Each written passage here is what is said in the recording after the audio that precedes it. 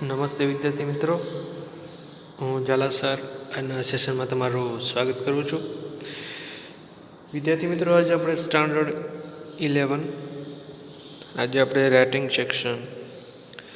Section ઈમાં કોમર્સના વિદ્યાર્થીઓ 11મા વાળા અને 11 સાયન્સ બે માટે ઉપયોગી એવો જેને રાઇટિંગ સેક્શનમાં એપ્લિકેશન કહેવાય, જે તમને સ્પીચ રાઇટિંગના અથવામાં પૂછાય છે. સ્પીચ રાઇટિંગ સાયન્સવાળા વિદ્યાર્થીઓને 5 માર્કમાં સ્પીચ રાઇટિંગ અથવા એપ્લિકેશન, અને કોમર્સના વિદ્યાર્થીઓ માટે સ્પીચ રાઇટિંગ અથવા એપ્લિકેશન 6 માર્કમાં. તો આપણે એપ્લિકેશન નવો ટોપિક છે આપણા માટે, કઈ રીતે લખવો, તો અહીં સમજાવું છું તમને સ્ટેપ બાય સ્ટેપ. પાકું કરી લ્યો તો સાવ સિમ્પલ એવો ટોપિક. તો એપ્લિકેશન એટલે અરજી કરવી. કોઈ પણ જોબ માટે આપણે લાયકાત ધરાવતા હોય તો તે જોબ માટે જે આપણે અરજી કરીએ અને આપણા ડોક્યુમેન્ટ્સ છે તે પણ એની સાથે બિડાણમાં મોકલીએ છીએ. તો આ અરજી એટલે અંગ્રેજીમાં એપ્લિકેશન. અહીં તમને આપેલું છે, Himanshu Trivedi 241 Umednagar Bhuj applies to the principal Nutan high school Bhuj for the post of commerce teacher. Commerce ટીચરની જગ્યા માટે હિમાંશુ ત્રિવેદી છે તે application applies to the principal. તો ટીચર છે તો અપ્લાય તો સ્કૂલમાં જ, અને અપ્લાય કોને કરવું પડે? પ્રિન્સિપાલને. તો પ્રિન્સિપાલ કઈ સ્કૂલ? નૂતન હાઈસ્કૂલ. રેડી? આટલું તમને ક્લિયર થઈ ગયું છે. એપ્લિકેશન લખનાર છે તે હિમાંશુ ત્રિવેદી લખે છે નૂતન હાઈસ્કૂલના પ્રિન્સિપાલને. પોતાને કોમર્સ ટીચરની તે પોસ્ટ જે છે તે માટે તે લાયક છે, એટલે તે અરજી કરે છે. હવે આપણે સ્ટેપ બાય સ્ટેપ જોઈશું એપ્લિકેશન કઈ રીતે લખાય. આટલું સમજાય છે વિદ્યાર્થી મિત્રો? ત્યાર પછી તમારી જમણી સાઈડ પહેલું સ્ટેપ શું લેવાનું? તો આ પહેલું સ્ટેપ છે, હિમાંશુ ત્રિવેદી 24 ઉમેદનગર ભુજ, અને ડેટ એમાં મહિનો લખાય, મહિનાનું નામ લખાય. જાન્યુઆરી તો જાન્યુઆરી લખાય, એક નો કરે, સેકન્ડ એમ થર્ડ એવી રીતે લખાય નહીં, પણ મહિનાનું નામ લખાય. તો ડેટ આવી રીતે છે. ફર્સ્ટ સ્ટેપ, જે એપ્લિકેશન લખનાર છે તેનું જમણી બાજુ આખું એડ્રેસ. રેડી? હિમાંશુ ત્રિવેદી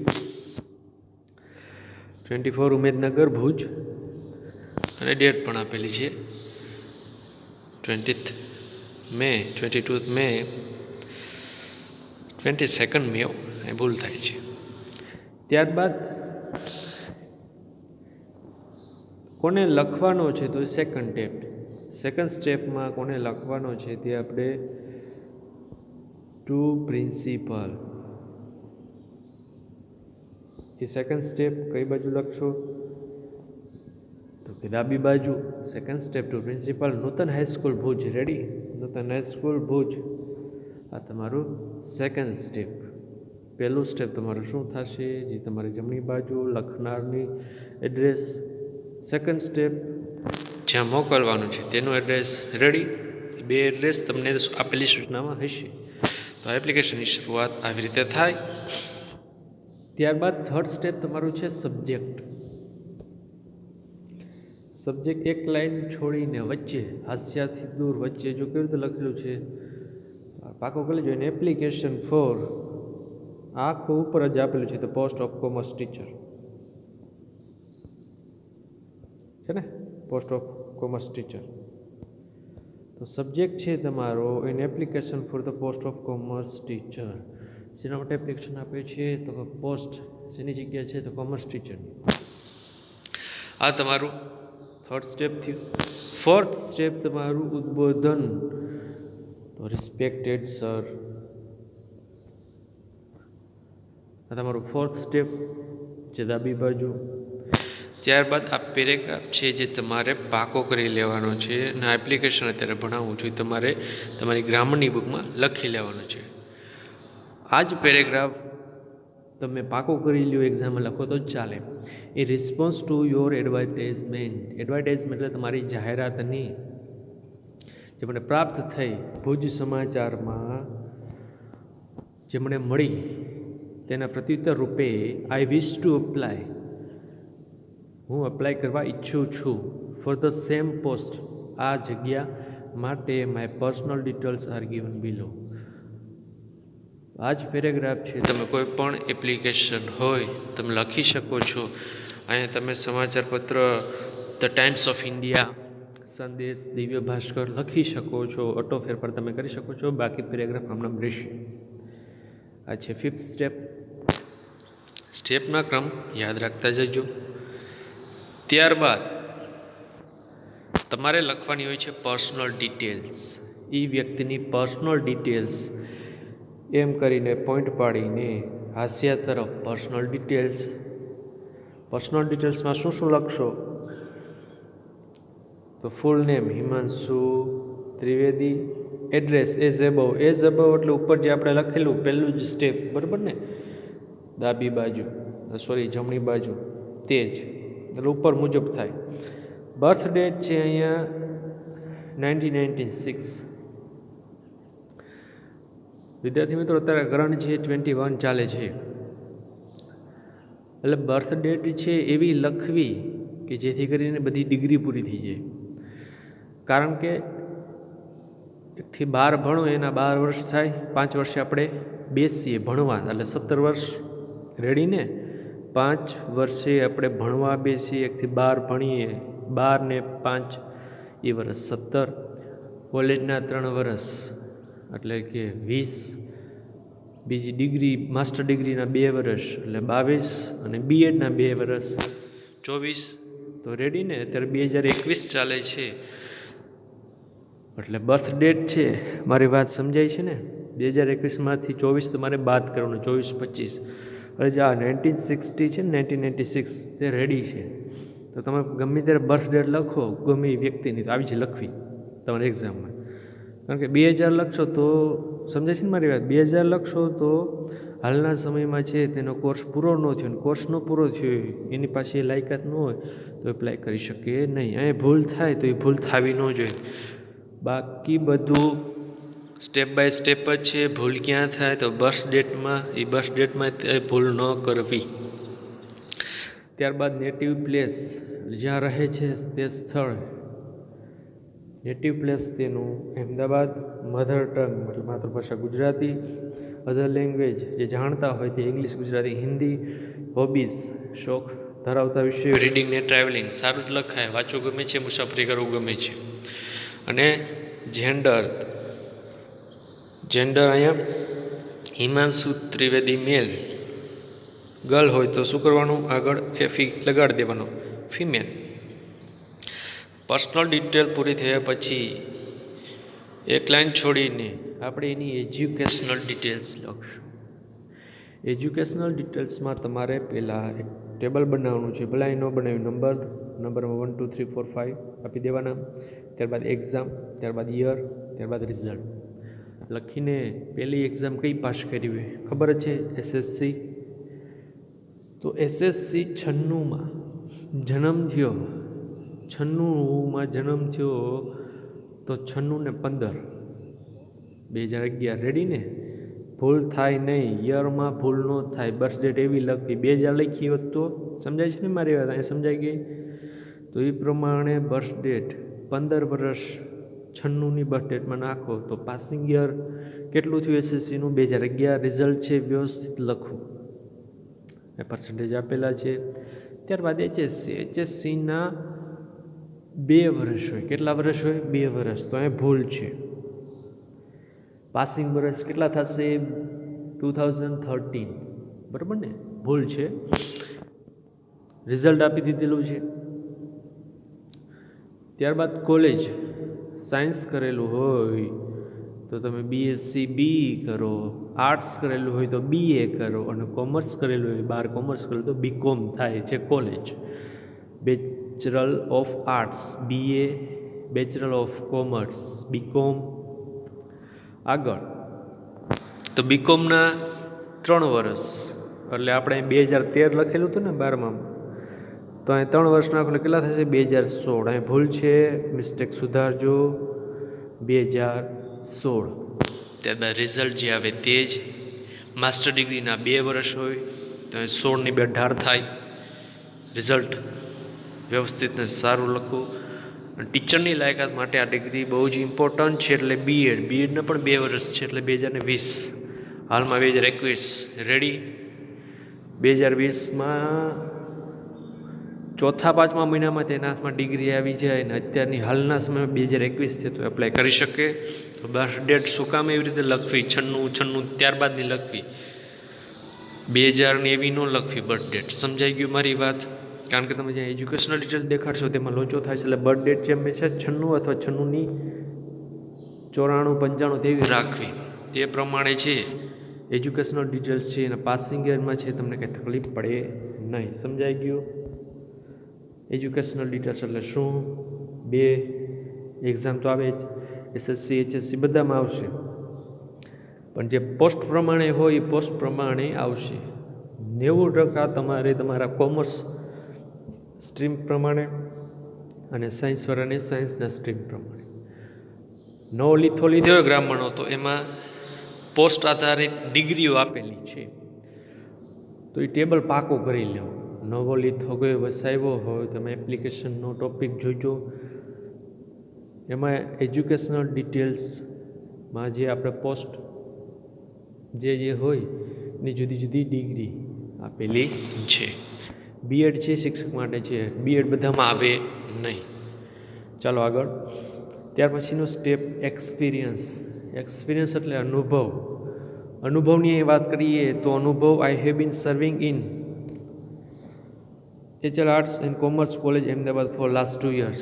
2 વર્ષનો અનુભવ છે HL આર્ટ્સ કોમર્સ જે અમદાવાદમાં આવેલ છે કોલેજ તેમાં.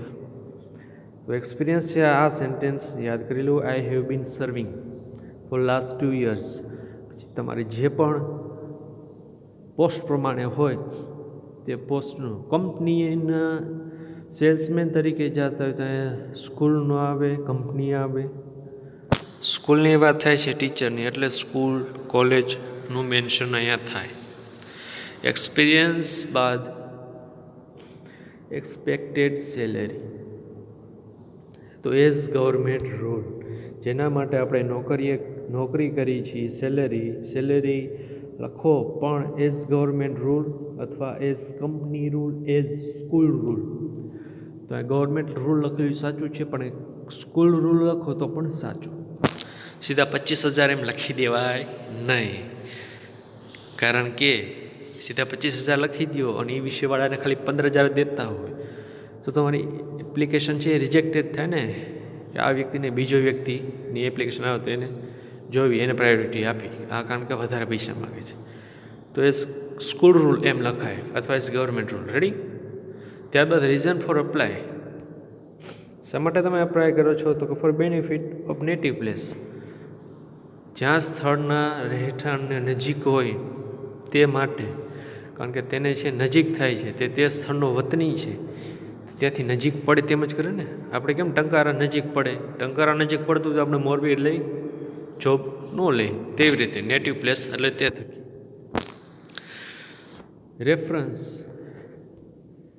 રેફરન્સ એટલે સંદર્ભ થાય. ખાસ યાદ રાખજો રેફરન્સ. એને રમેશચંદ્ર પટેલ પ્રિન્સિપાલ છે, જે સૌરભ કોમર્સ કોલેજ છે અમદાવાદમાં, એનો રેફરન્સ આપી દીધેલો છે. રેફરન્સ એટલે તે વ્યક્તિનું કેરેક્ટર કેવું છે. તો નૂતન હાઈસ્કૂલના પ્રિન્સિપાલને લખે છે તો એ રેફરન્સ જોવે, આ સંદર્ભ, તો ત્યાં રમેશચંદ્ર પટેલને છે જાણ કરે કે આ વ્યક્તિ છે હિમાંશુ ત્રિવેદી કેવો છે. એ જાણવા માટે છે રેફરન્સ લખવો ફરજિયાત છે. રેડી. સમજાઈ ગયું? રેફરન્સ શું કામ લખે છે લોકો એપ્લિકેશનમાં? રેફરન્સ એટલે કોના થકી કોઈપણ વ્યક્તિને છે આપણે જોબમાં લેવો હોય તો વ્યક્તિત્વ એનું કેવું છે, એનું કેરેક્ટર કેવું છે તે ડિસાઇડ કઈ રીતે થાય? તો એના જાણીતા વ્યક્તિથી જ થાય ને. તો એને ઓળખીતા હોય તો અહીંયા આપેલું છે સ્કૂલનું એડ્રેસ. એ સ્કૂલનું એડ્રેસ આપેલું તો સ્કૂલનું એડ્રેસ પ્રિન્સિપાલની જગ્યાએ મેનેજર તરીકેની પોસ્ટ હોય ત્યાં કંપની આવી જાય, કંપની અથવા મેનેજર. રેડી ને? પ્રિન્સિપાલની જગ્યાએ શું આવી જાય? મેનેજર. નામ તો આ ચાલે જ, મિસ્ટર રમેશચંદ્ર પટેલ. કંપની અહીંયા કોલેજની જગ્યાએ છે સૌરભ કંપની લખી નખાય, અમદાવાદ સ્થળ ચાલે. તો એટલો ફેરફાર તમને કરતા આવડવો જોઈએ. તો રેફરન્સ શા માટે આપે? કોઈ પણ વ્યક્તિનું છે કેરેક્ટર જાણવા માટે, કે વ્યક્તિનું કેરેક્ટર કેવું છે. તો હિમાંશુ ત્રિવેદી કેવો છે તે જાણવા માટે રમેશચંદ્ર પટેલને કોણ કોન્ટેક કરે? તો જે નૂતન હાઈસ્કૂલના પ્રિન્સિપાલ છે તે રેફરન્સ આપેલો છે. ત્યારબાદ જે લાસ્ટ જે પેરેગ્રાફ છે એ તમારે લખો. ઇફ યુ સિલેક્ટ મી, આ ખાતરી આપે છે જો તમે મને આ પોસ્ટ માટે સિલેક્ટ કરો છો, પસંદ કરો છો, તો I will make my best, હું મારું શ્રેષ્ઠ આપીશ. Try to satisfy you with my work, અને મારા કામ થકી હું છે તમને સંતોષ. સેટિસ્ફાય એટલે સંતોષ. મારા કામથી તમને સંતોષ થશે. જો તમે મને સિલેક્ટ કરશો તો મારું બેસ્ટ આપીશ, મારા કામથી છે તમને સંતોષ થાય એવી હું પ્રયત્ન કરીશ. આ પેરેગ્રાફ છે ખાતરી આપનારો કામ પ્રત્યેનો. તે શરૂઆતમાં જે પેરેગ્રાફ છે તે બંને પાકા કરી લેજો, અથવા આખું એપ્લિકેશન છે તમારા પાકી બુકમાં ઉતારી લે. ત્યારબાદ લાસ્ટમાં થેન્ક યુ, ફરી પાછું જમણી બાજુ યોર ફેથફુલી. આ જ લખવું યોર ફેથફુલી, કારણ કે કોઈ પણ કંપની કે સ્કૂલની એમ્પ્લોયમેન્ટ છે, તેનો સ્ટાફ છે, તેનો જે વ્યક્તિ છે કેવો જોઈએ? ફેથફુલ એટલે વિશ્વાસપાત્ર. એટલે અહીં નામ જ આવશે, સિગ્નેચર આવશે ને. હિમાંશુ ત્રિવેદી લખનાર કોણ છે તેનું જ આવે ને નામ, હિમાંશુ ત્રિવેદી. એપ્લિકેશન પૂરી ક્યારે થાય? તો ઇનક્લોઝડ. ઇનક્લોઝ એટલે બિડાણ કરે છે. ઇનક્લોઝ એટલે બિડાણ. The true copies of HSC, BCom, MCom ને BEd માર્કશીટ અને એક્સપિરિયન્સ સર્ટિફિકેટ વધારાનું તો અહીંયા BEd છે, MCom છે, BCom છે એની માર્કશીટ ટ્રુ કોપીઝ. ટ્રુ